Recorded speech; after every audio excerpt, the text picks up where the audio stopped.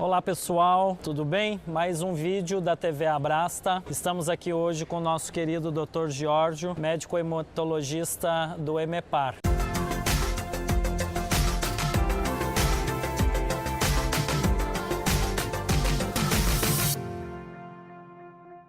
Dr. Giorgio, e para começar a nossa conversa, eu gostaria de saber o seguinte: quais as hemoglobinopatias que são mais associadas à talassemia? Prazer estar com vocês aqui. Então, isso depende assim, um pouco da região onde é estudada. Como nós temos uma prevalência relativamente alta do traço falciforme na população brasileira, disparado a hemoglobinopatia associada à talassemia, que é mais comum, é a presença da hemoglobina S, causando a chamada doença falciforme beta-S, ou também chamam de beta-S talassemia. Na região da Indochina, Tailândia, lá eles têm uma prevalência mais alta da hemoglobina E, chamada talassemia beta-E. Depois tem outras formas mais raras, né? Associação com hemoglobina D, associação com hemoglobina C. Essas seriam as combinações mais comuns. Dr. Giorgio, e os pacientes já nascem com essas duas doenças associadas, ou isso pode acontecer a longo prazo, no decorrer de vida do paciente?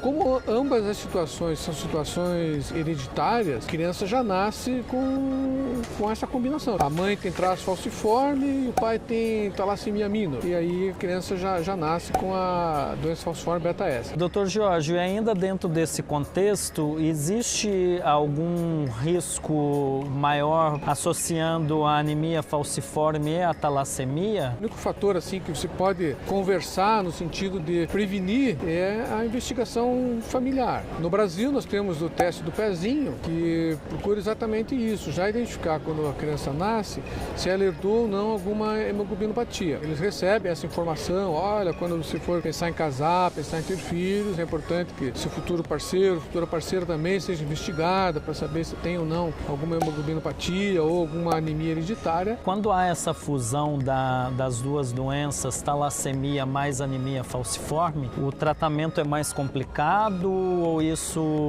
não diferencia nada no tratamento clínico do paciente? Claro que se a pessoa tem só o traço falciforme, só tem talassemia minor, são pessoas que a gente considera pessoas saudáveis, né? As pessoas que têm vida normal, não tem nenhuma restrição. A partir do momento que herda esses dois defeitos, aí muda completamente. No caso, que é mais comum no Brasil, a doença falciforme beta-S, ela se comporta como uma pessoa que tem anemia falciforme. Em alguns casos, pode dizer até mais grave. Então tem o quadro daquelas crises álgicas, dores membros superiores, membros inferiores, tem as complicações de necrose asséptica de cabeça de fêmur, AVCs, né? AVC, síndrome torácica aguda. Então tem todas as complicações, eles são tratados do mesmo modo que uma pessoa com anemia falciforme. Já a combinação que a gente comentou da associação da talassemia com a hemoglobinopatia E gera um quadro assim, no paciente como se fosse uma talassemia intermediária na maioria das vezes. Então são pacientes que mantêm hemoglobina mais baixa, muitos deles são dependentes de transfusão. Então, no caso da hemoglobina E vai mais para uma talassemia intermediária e no caso da hemoglobina S vai mais como se fosse uma doença falciforme. E os exames que fazem o diagnóstico da talassemia também servem para fazer o diagnóstico das demais doenças ou são exames totalmente específicos para cada uma delas? Depende da idade que você fez esses exames. Então, o teste do pezinho ele vai diagnosticar a hemoglobinopatia. Se tem hemoglobina S, se tem hemoglobina D, se tem hemoglobina C, porque isso já aparece ao nascimento. Já no caso da talassemia minor, não aparece o teste do pezinho. A eletroforese de hemoglobina nesse momento, ela é normal e somente a partir do 4º mês de vida, quando há uma transformação na produção de hemoglobinas, quando a criança nasce, ela tem um aumento de hemoglobina fetal e quando vai passando para a vida adulta, começa a ter predominância da chamada hemoglobina A1. Então, nesse momento é que aparece, que vai ser possível fazer o diagnóstico da talassemia minor. Então, passada essa fase, né, na fase adulta, dá para dizer que o mesmo exame detecta tanto a talassemia como a hemoglobinopatia, que seria a eletroforese de hemoglobina, né? Então, através da eletroforese de hemoglobina, você vai identificar a presença da hemoglobina anômala, você pode detectar ali um aumento de hemoglobina A2, que caracterizaria a talassemia mínima. Claro que existem casos mais complexos, algumas coerências, alguns aspectos particulares que às vezes exigem exames mais complicados, né? Tem que fazer exames de biologia molecular, pesquisa de mutação. E para encerrar esse nosso bate-papo descontraído, né, eu gostaria de agradecer o senhor pela presença, pela parceria de sempre solícito, carinhoso para com todos os pacientes. Pedir para o senhor que deixasse uma mensagem, né, para esses pacientes. Obrigado